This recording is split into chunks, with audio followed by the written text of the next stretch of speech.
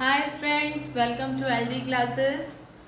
आप सबके साथ हम शेयर कर रहे हैं 9th क्लास का सिलेबस, चैप्टर 1 नंबर सिस्टम।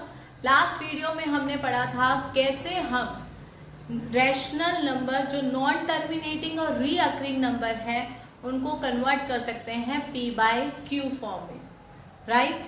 हमने पढ़ा था रैशनल नंबर टर्मिनेटिंग और नॉन टर्मिनेटिंग फॉर्म में होते हैं। तो उस वीडियो में मैंने कहा था नॉन टर्मिनेटिंग दो टाइप के होते हैं। फर्स्ट हमने जो डिस्कस कर चुके हैं दैट इज रीअकरिंग, जिसमें डेसिमल के बाद टर्म्स क्या होती हैं, रीअपेयर होती है, राइट। उसका जो सेकंड पार्ट है वो है इरेशनल नंबर। फर्स्ट वीडियो में हमने बताया था इरेशनल नंबर क्या होता है, वो नंबर जो रैशनल नहीं होता या वो नंबर जिसको पी बाय क्यू फॉर्म में एक्सप्रेस नहीं कर सकते हैं या रूट में आती हैं टर्म्स, उनको क्या कहते हैं, इरेशनल। आज हम एक सबसे पहले डेफिनेशन क्लियर करेंगे, वो नंबर जो नॉन टर्मिनेटिंग है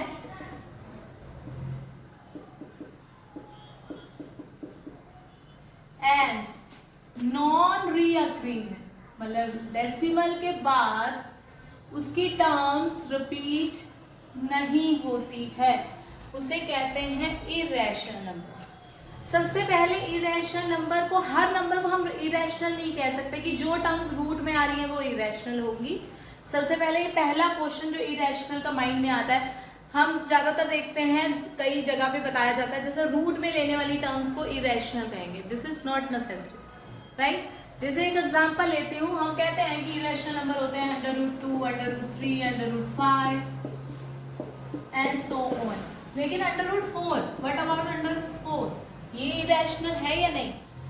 ये भी स्क्वायर रूट में रहा है लेकिन ये इरेशनल नहीं है। क्यों? क्योंकि √4 को अगर हम स्प्लिट करें, दिस इज 2 × 2, दो में से स्क्वायर रूट बाहर आ गया, ये कितना आ गया 2 can be express in the form of 2/1। This is not a rational number. कोई डाउट? ऐसे बहुत सारे क्वेश्चन आपको एग्जाम्स में भी आ सकते हैं। जैसे 175 है, उसका क्वेश्चन आया था लगभग शायद इसी तरह था, मुझे रिमेम्बर नहीं है, कि प्रूव करो ये रैशनल है या नहीं है। तो रूट कॉमन हो गया था, 175 को 5 से डिवाइड किया, ये हमारे पास आया था 3 और 5, राइट। ये हमारे पास इरेशनल नंबर आया था, मेरे ख्याल से यहाँ पे आया था 2, जहाँ तक याद है। तो यहाँ से कैंसिल होके आ गया था 2, 5। जब सॉल्व किया तो 5 × 5, ये आ गया हमारे पास 5। ये हमारे पास क्या आ गया था, रैशनल टर्म। मतलब जरूरी नहीं है हम किसी भी टर्म को अपने आप कह सकते हैं ये इरेशनल रैशनल है। फर्स्टली हम उनको क्या करते हैं, सॉल्व। पेपर में जब भी क्वेश्चन आए कि रैशनल इरेशनल में डिवाइड करो तो चेक कर लेना हमेशा रूल्स बना के। अब बात आती है कि ये क्वेश्चन को हम नॉन टर्मिनेटिंग और नॉन रेकरिंग कैसे कह रहे हैं। जैसे हमने वहां पे कुछ एग्जांपल्स की थी, 1/7 को डिवाइड करके देखा था, या 10/7 को डिवाइड किया था, 62/3 को डिवाइड किया था। तो हमने देखा था आफ्टर सम डेसिमल इनकी टर्म्स क्या होती हैं, रिपीट होनी शुरू हो जाती हैं अपने आप में। 4 के बाद 5 टर्म्स के बाद 5-6 टर्म के बाद अब रिपीट हो रही है, दैट इज रीअकर हो रही है अपने आप में। तो वो हमारे पास रैशनल नंबर की सेकेंड टाइप थी। आज हम पढ़ेंगे √2 की वैल्यू, उसको कैसे सॉल्व करते हैं, राइट।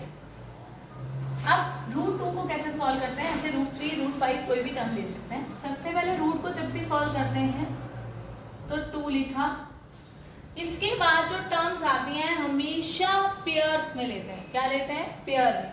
जैसे हम डिवाइड करते थे, जैसे 10/7 की बात ही कर रही हूँ मैं, 7 किया, ये आ गया 3, 1 पॉइंट। अगर डेसिमल के बाद हम ले रहे हैं तो हम एक टर्म नीचे लेते थे डेसिमल लेने के बाद, राइट। इसमें जस्ट उल्टा है, हमें कोई भी चीज 1 0 नहीं लेना पड़ेगा, हमेशा हम लेते हैं पेयर में।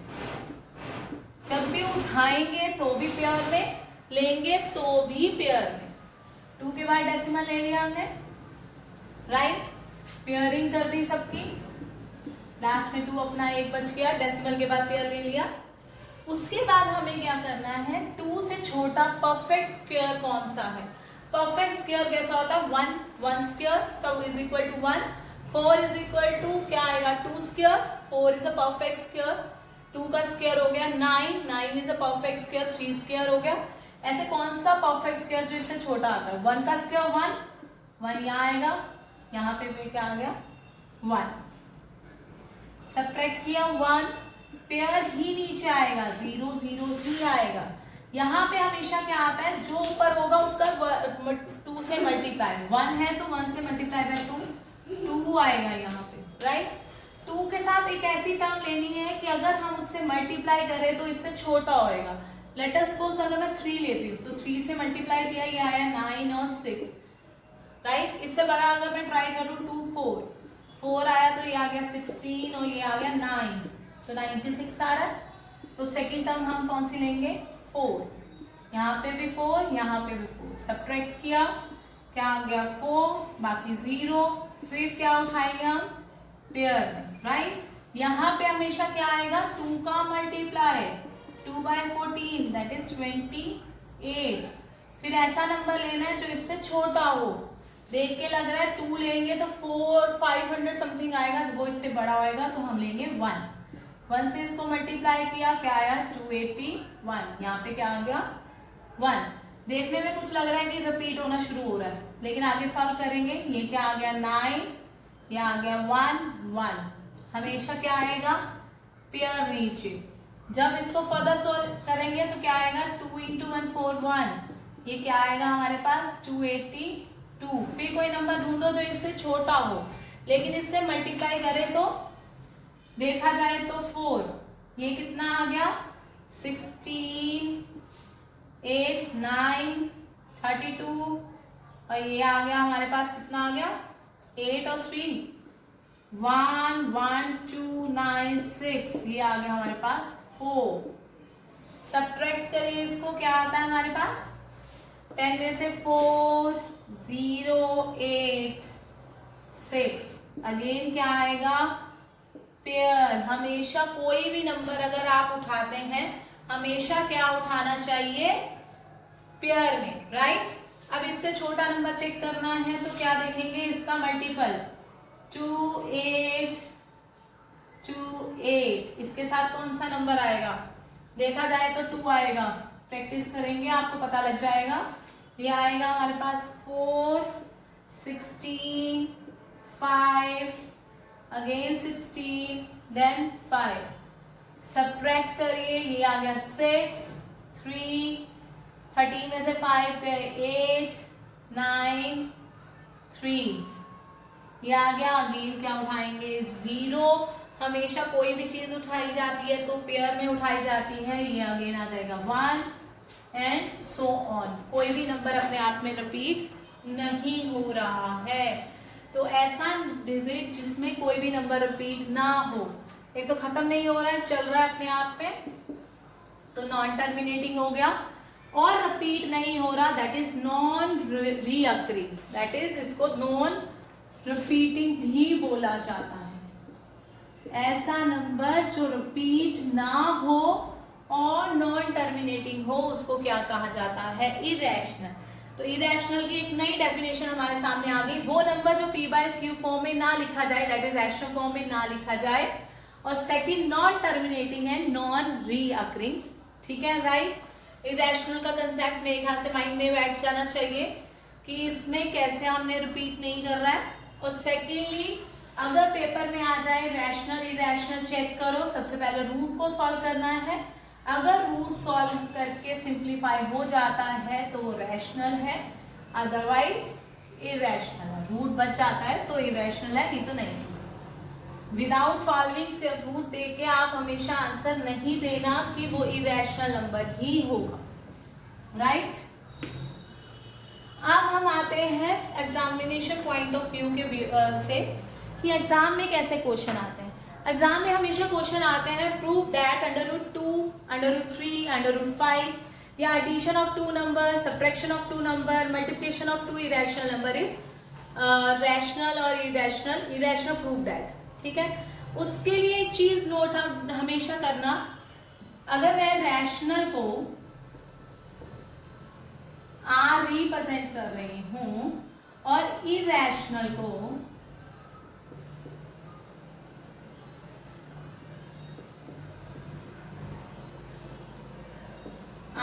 रिप्रेजेंट कर रही हूँ, तो सिंपली अगर एक रैशनल को इरैशनल से प्लस किया जाता है वो हमेशा क्या आएगा, इरैशनल।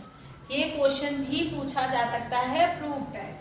दोनों को सब्ट्रैक्ट करेंगे तो भी क्या आएगा, इरैशनल। दोनों को मल्टीप्लाई करेंगे तो भी क्या आएगा, इरैशनल।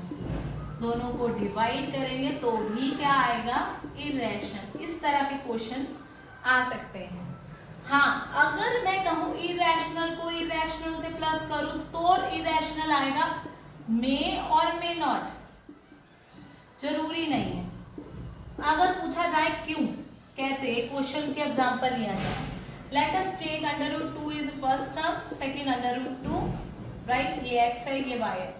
x प्लस वाई क्या होएगा, √2 प्लस माइनस √2। इसको सॉल्व किया तो आंसर है 0, डेट इज रैशनल। ऐसे सब्ट्रैक्शन हो, मल्टीप्लिकेशन हो, डिवाइड हो, तो इरैशनल का आंसर मे और मे नॉट भी इरैशनल आए, लेकिन रैशनल और इरैशनल हो तो आंसर इज ऑलवेज इरैशनल। ये क्वेश्चन भी आ सकता है, जैसे प्रूव दैट 3 + 2 √5 इज इरैशनल। ये मैं जो टर्म लिख रही हूँ इसको प्रूव करके देखा करने। 7/√7 इज इरैशनल। ऐसे क्वेश्चन आएंगे एग्जाम में। ज्यादातर क्वेश्चन आते हैं सिंपल, प्रूव दैट √2 √5 √3 अगर इसमें से एक भी क्वेश्चन को आपने ढंग से समझ से कर लिया तो कोई भी इसमें से क्वेश्चन आ जाए तो आप अटेम्प्ट कर सकते हैं, और ये नंबर हमेशा 3 से 4 मार्क्स में आता है, राइट। तो आप इस चीज को बहुत अच्छे से समझें। जब भी क्वेश्चन आए √2 √5 √3 को, जस्ट वन क्वेश्चन को इतने अच्छे से करें ताकि बाकी क्वेश्चंस की आपकी टेंशन ना हो। स्टेप बाय करवाऊंगी, डिटेल में करवाऊंगी, लेकिन करवाऊंगी सिर्फ एक क्वेश्चन। करना इतने अच्छे से है ताकि ये आपको होमवर्क में है, ये 500 क्वेश्चन आपको करना है घर पे। ऐसे इसमें से एक क्वेश्चन मैं करवा रही हूँ जस्ट सिंपल, ठीक है। नेवी कोई भी √5 ही ले लेते हैं। तो इनमें से कोई भी क्वेश्चन अगर आ जाता है उसी प्रोसीजर से आप कर सकते हैं। पहले मैं सिंपल वाला करवा रही हूँ, फिर आपको प्लस माइनस वाला करवाऊंगी, राइट।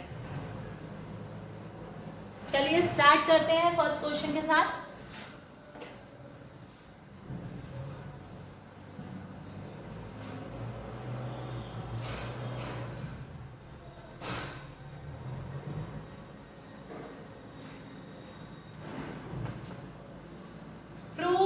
क्वेश्चन क्या आएगा, प्रूव दैट √5 इज इरैशनल। इस क्वेश्चन को हमेशा करते हैं कॉन्ट्राडिक्शन मेथड से। कौन से मेथड से, कॉन्ट्राडिक्शन मेथड। कॉन्ट्राडिक्शन का मतलब क्या होता है, एक आदमी कुछ और कह रहा है, उसका ऑपोजिट कुछ और कह रहा है। अब देखो मैंने कह दिया कि सूरज निकला हुआ है, राइट। दूसरा आदमी कह रहा है सूरज नहीं निकला हुआ, ये उसका कॉन्ट्राडिक्टिव है, राइट। Just opposite. जब भी कॉन्ट्राडिक्शन होता है, जो चीज हम मान के चल रहे हैं वो लास्ट में वो चीज फेल हो जाए। जैसे मैंने कहा सूरज निकला हुआ है, ठीक है, लेकिन बाहर अंधेरा है, तो कॉन्ट्राडिक्शन हो गई ना। अंधेरा, सूरज के प्रेजेंस में अंधेरा नहीं हो सकता। इसी तरह हम कॉन्ट्राडिक्शन मेथड से लेके चलेंगे। हम मान के चलेंगे कि हमारे पास ये इरेशनल ना होके क्या है, रैशनल। Late √5 is rational. उल्टा लेके चलेंगे, लास्ट में प्रूफ कर देंगे ये जो हमने माना था वो चीज गलत थी, इसका मतलब जो वो कह रहा था वो सही था, राइट। कोई डाउट? सबसे पहले हमने क्या लिया, मान लिया ये क्या है, रैशनल। पहला स्टेप ये चलेगा। रैशनल की डेफिनेशन अगर हम दोबारा रिवाइज करें तो rational number is a number which can be express in the form of p/q form. q should not be equal to 0 और p और q दोनों क्या होने चाहिए, इंटीजर। एक क्वालिटी और है, दोनों क्या होने चाहिए, कोप्राइम। अब कोप्राइम क्या होता है, मैंने तब बोला था जब भी p/q फॉर्म में कहा था कि इसको लोएस्ट फॉर्म में करिए। लाइक अगर हमारे पास 16 48 है लेट अस सपोज, और नीचे है 6 12, राइट? ये चला जाएगा ना परफेक्ट स्क्वायर। कुछ ऐसे एग्जाम्पल ली जाए जो पूरा ना जा सके, सोचिए जरा जल्दी से।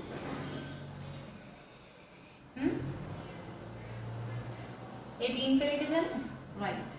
ये कोई टर्म है, अगर मैं इसको काट दूं, ये बचेगा 24, ये बचेगा 9, ये बचा 12, कोई 3 की टेबल पे जाएगा, ये क्या बचा 8, ये बचा 3, बचा 8/3। आगे ये फर्दर डिवाइड नहीं होते। लोएस्ट फॉर्म मतलब इन दोनों का कोई भी नंबर कॉमन नहीं है। अपने आप में ये प्राइम नहीं है, ये प्राइम है, लेकिन जब दोनों का कोई कॉमन फैक्टर नहीं होता है हम उसको क्या बोलते हैं? को-प्राइम। को-प्राइम का मतलब क्या है? दोनों का कोई कॉमन फैक्टर नहीं है, ऐसा कोई नंबर नहीं है जो दोनों को डिवाइड करता हो, उसको क्या बोलते हैं? को-प्राइम। मैं ये बात क्यों एक्सप्लेन कर रही हूं, आगे ये क्वेश्चन में यूज होएगी बात, राइट? को-प्राइम का मतलब ऐसा नंबर जो आपस में कोई भी कॉमन फैक्टर ना हो, या ऐसा नंबर ना हो जो दोनों को डिवाइड करता हो। Got it? चलिए शुरू करते हैं क्वेश्चन। पहले में क्या लिया? ये रैशनल है, रैशनल है तो इसको लिख सकते हैं p/q फॉर्म। हमने उन दोनों का क्या लिया? Cross multiply. इसको लिख दिया √5q is equal to p, right? इसको नाम दे दिया 1 और इसको नाम दे दिया 2। ऑन स्क्वेयरिंग,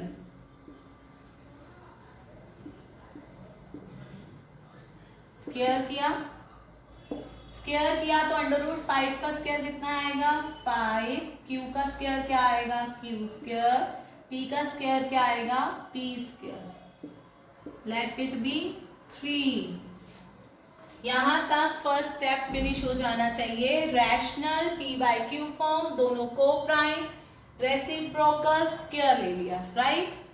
सेकेंड स्टेप में अगर कोई नंबर मल्टीप्लाई में है, दैट मीन्स ये नंबर उसका डिविजिबल जरूर होगा। इसका मतलब p square is divisible by 5। p square 5 से डिवाइड जरूर होता है, क्योंकि यहाँ पे क्या है? मल्टीप्लाई। अगर p स्क्वायर 5 से डिवाइड होता है तो p भी डिवाइड होगा 5 से, ये बात श्योर है। अगर मैं कहूं 1225 5 से डिवाइड होता है, क्या 1225, तो इसका स्क्वायर रूट अगर मैं देखूं तो कितना आएगा? 35, वो भी 5 से डिवाइड होगा 110%।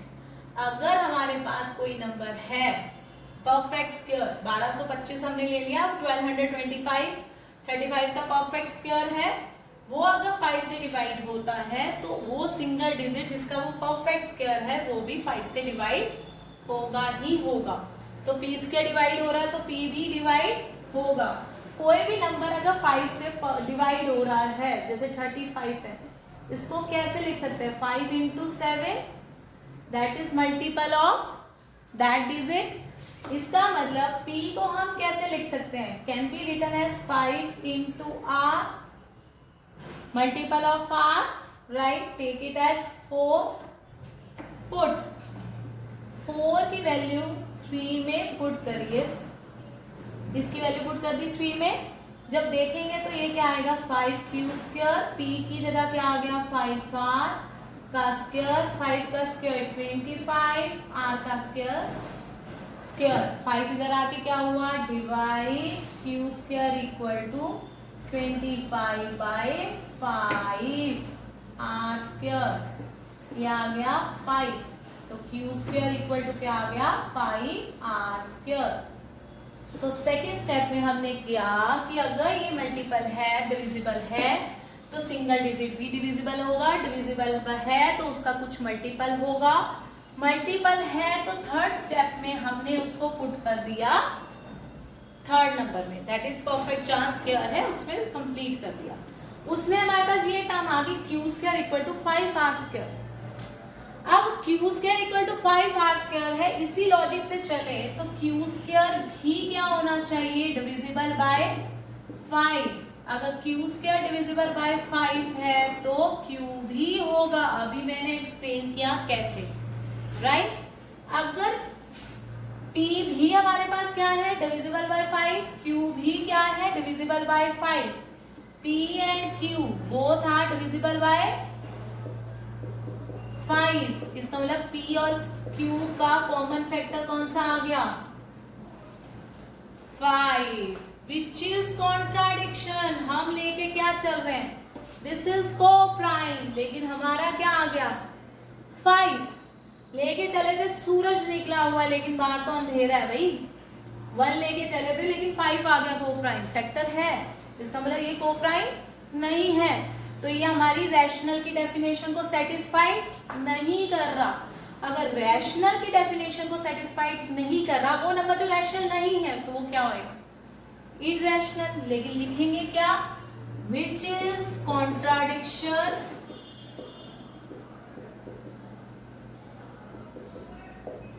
our supposition is wrong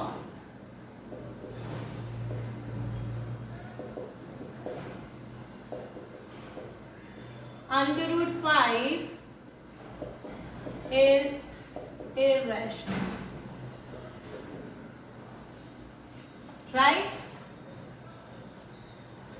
ये क्वेश्चन है जो कंप्लीटली यहां तक चलेगा, और इसी प्रोसीजर से अगर 2 होगा, let under root 2 is a rational, p by q form, p and q co-prime, take reciprocal on squaring, then square आ गया divisible by 5, या वहां आ जाएगा 2 है तो वो फिर 2 आ जाएगा। सेम प्रोसीजर, सेम सारे क्वेश्चन ऐसे के ऐसे होने हैं, और इससे कॉन्ट्राडिक्शन मेथड से हम प्रूव कर सकते हैं how it is a irrational number. कोई भी डाउट हो तो प्लीज कमेंट बॉक्स में मेंशन करिए, ताकि मैं ये क्वेश्चन को एक बार दोबारा किसी वीडियो में एक्सप्लेन कर सकूं, राइट। अगर विजिबिलिटी नहीं है तो प्लीज देख लीजिए। Thank you very much. बाकी नेक्स्ट वीडियो में देखते हैं अगर एडिशन डिवीजन हो तो कैसे है। छोटा सा क्वेश्चन है, ठीक है, उसको भी बहुत इजी है, वो इससे भी ज्यादा इजी है। मेन एक प्रोसीजर अगर आ गया तो आप किसी भी क्वेश्चन को कर सकते हैं। जैसे इसका स्क्रीनशॉट ले लीजिए। बाकी मिलते हैं नेक्स्ट वीडियो पे। Tata bye.